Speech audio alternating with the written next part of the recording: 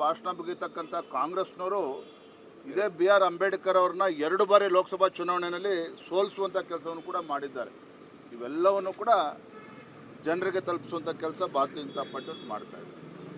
ಉಪಚುನಾವಣೆ ಸಂಬಂಧಪಟ್ಟಂತೆ 2 ಕಡೆ ನಾವೇ ಗೆಲ್ತೀವಿ ಅಂತೇಳಿ ಕಾಂಗ್ರೆಸ್ನವರು ಮಾನ್ಯ ಮುಖ್ಯಮಂತ್ರಿಗಳಾಗಿ ಆದಿಯಾಗಿ ಏನೇ ಪುಂಗಿ ಬಾರಿಸಲಿ, ದಾವಣಗೆರೆ ದಕ್ಷಿಣ ಮತ್ತು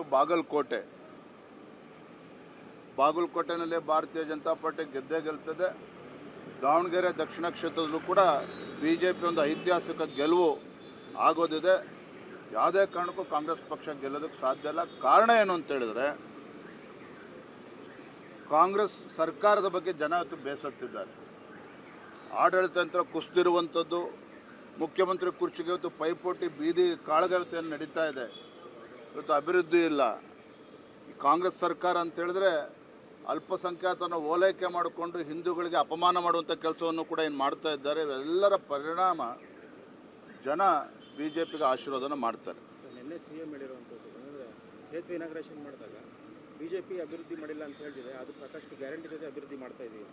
ನಾನು ತಮ್ಮ ಮುಖೇನ ರಾಜ್ಯದ ಮುಖ್ಯಮಂತ್ರಿಗಳಿಗೆ ಸವಾಲನ್ನು ಹಾಕ್ತೇನೆ. ಇವತ್ತು ರಾಜ್ಯದಲ್ಲಿ BJP ಸರ್ಕಾರ ಇದ್ದಾಗ ಏನೇನು ಅಭಿವೃದ್ಧಿ ಆಗಿದೆ ಅದ್ರ ಬಗ್ಗೆನೂ ಕೂಡ ಬಹಿರಂಗ ಚರ್ಚೆ ಮಾಡೋಣ.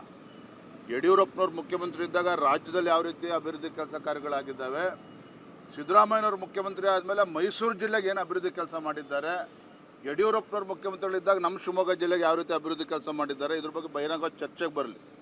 ನೋಡಿ, ಎಂಥ ದುರಂತ ಅಂತ ಹೇಳಿದ್ರೆ, ಇವತ್ತು ಮೈಸೂರಿನಲ್ಲಿ ಮೈಸೂರು ಸಿಲ್ಕ್ ಸ್ಯಾರಿ MSIL ಅದನ್ನು ಉಳಿಸ್ಕೊಳ್ತಕ್ಕಂಥ ಯೋಗ್ಯತೆಯೂ ಕೂಡ ಕಾಂಗ್ರೆಸ್ ಸರ್ಕಾರಕ್ಕಿಲ್ಲ. ಆ MSIL ಕೂಡ ಮುಚ್ಚಾಕಿ, ಮುಖ್ಯಮಂತ್ರಿಗಳ ತವರು ಜಿಲ್ಲೆ MSIL ಮುಚ್ಚಾಕಿ ಅಲ್ಲನ್ನು ಸ್ಟೇಡಿಯಂ ಮಾಡೋದಕ್ಕೆ ಒಂದು ಹುನ್ನಾರ ಹೊರಟಿದ್ದಾರೆ. ಈ ರೀತಿ ಯಾವುದೊಂದು ಅಭಿವೃದ್ಧಿ ಬಗ್ಗೆ ಕಾಳಜಿ ಇಲ್ಲದೆ ಇರತಕ್ಕಂಥ ಇಂಥ ಸರ್ಕಾರ, ಇಂಥ ಮುಖ್ಯಮಂತ್ರಿ ರಾಜ್ಯದಲ್ಲಿ ಇರುವಂಥದ್ದು. ಹಾಗಾಗಿ ಇವರು ಏನೇ ಭಾಷಣ ಬಿಗಿದ್ರೂ ಸಹ 4ನೇ ತಾರೀಕಿನ ಮತ ಎಣಿಕೆ ಆಗ್ತದೆ. ಅದಕ್ಕೆ ಉತ್ತರ ಏನು ಕೊಡ್ತಾರೆ ಜನ ಗೊತ್ತಾಗ್ತದೆ. Thank you.